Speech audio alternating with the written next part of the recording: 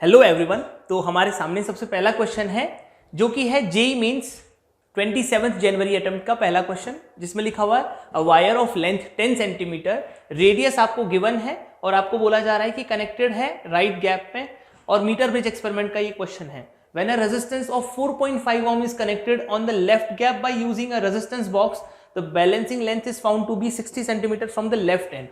If the resistivity of the wire is इतना, तो अपने को वैल्यू फाइंड करना है कि रेजिस्टेंस कितना होगा। तो ये वाला क्वेश्चन करने के लिए हमें सिंपली जो मीटर ब्रिज का कॉन्सेप्ट है वो पता होना चाहिए। हम लोगों को मीटर ब्रिज समझना है तो सबसे पहले ध्यान रखें कि वो बैलेंस्ड व्हीटस्टोन ब्रिज पे काम करता है। किस पे काम करता है बेटा? बैलेंस्ड व्हीटस्टोन ब्रिज पे। तो ये हो गया आपका बैलेंस्ड व्हीटस्टोन ब्रिज के कॉन्सेप्ट के लिए हम लोगों ने लिख दिया।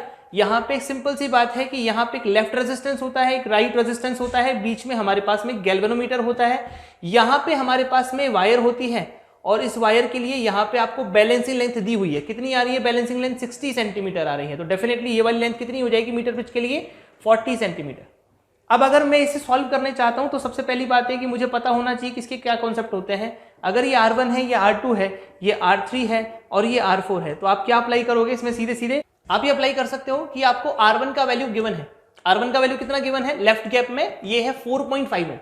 आपको एक और चीज गिवन है कि हमारे पास में जो लेफ्ट हैंड साइड की जो लेंथ आई है, अगर हम इसको दोबारा बनाएंगे तो ये कुछ ऐसा बनेगा। ये हो गया हमारा गैल्वेनोमीटर, और यहाँ पे जो वायर है वो वायर यहाँ से कितने सेंटीमीटर पे है? 60 सेंटीमीटर पे। डेफिनेटली ये 40 सेंटीमीटर होगा। एक और बात ध्यान रखना कि ये जो रेजिस्टेंस होता है ये किसके प्रोपोर्शनल है? ये लेंथ के प्रोपोर्शनल है। तो यहाँ लेंथ कितनी मानी जाएगी? 0.6 मीटर, और उसके प्रोपोर्शनल अगर रेजिस्टेंस है तो इसको रेजिस्टेंस को इतना लिखेंगे, और ये वाला रेजिस्टेंस कितना लिखा जाएगा? इसको लिख सकते हैं हम लोग 0.4 के प्रोपोर्शनल। अब आप जब डिवाइड करोगे तो आपको डेफिनेटली पता होना चाहिए बैलेंसिंग की कंडीशन ऑफ बैलेंसिंग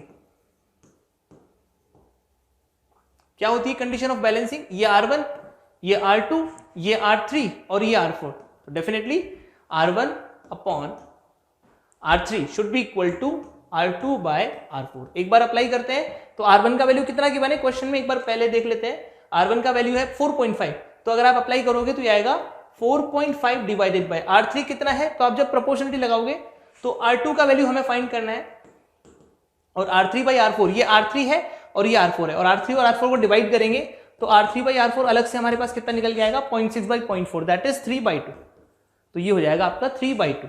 सॉल्व करने पर R2 का वैल्यू कितना आएगा बेटा? ये आ जाएगा आपके पास में 3 ओम। तो जब हमारे पास में रेजिस्टेंस आ चुका है और हमें फाइंड करना है क्या? रेजिस्टिविटी। एक बार देखो रेजिस्टिविटी का फॉर्मूला क्या होता है। तो रेजिस्टिविटी ऑफ द वायर के लिए हमें वैल्यू फाइंड करनी है। तो रेजिस्टिविटी के लिए आपको रेडियस गिवन है, और लेंथ भी गिवन है। रेडियस और लेंथ दोनों गिवन है, तो हम लोग अप्लाई कर सकते हैं कौन सा formula? R equals to rho L by A. R equals to rho L by अगर अपन अप्लाई करते हैं तो R का वैल्यू अपने पास कितना आया? 3 इक्वल्स टू रो, और लेंथ कितनी है? लेंथ है आपके पास में 0.1 जो कि गिवन है, और अपॉन में आपको लिखना है पाई R स्क्वायर। R स्क्वायर के लिए रेडियस गिवन है, उसका स्क्वायर करेंगे तो कितना आएगा? 7 इंटू 10 टू द पावर -8। एक बार इसको सॉल्व करते हैं तो यहां से हमारे पास में रो का वैल्यू कितना आएगा? रो का वैल्यू हमारे पास में आएगा, तो रो का वैल्यू फाइनली सॉल्व करने पर कितना आ रहा है? रो का वैल्यू आपको मिल रहा है 3। पाई को आप लिख सकते हो, हाँ पाई को हम लोग यहाँ 22/7 यूज कर सकते हैं, थोड़ा सा कैलकुलेशन आसान हो जाएगी। तो जब यूज करेंगे तो 7 से 7 कट जाएगा, और ये आ जाएगा 66 इंटू 10 टू द पावर -7।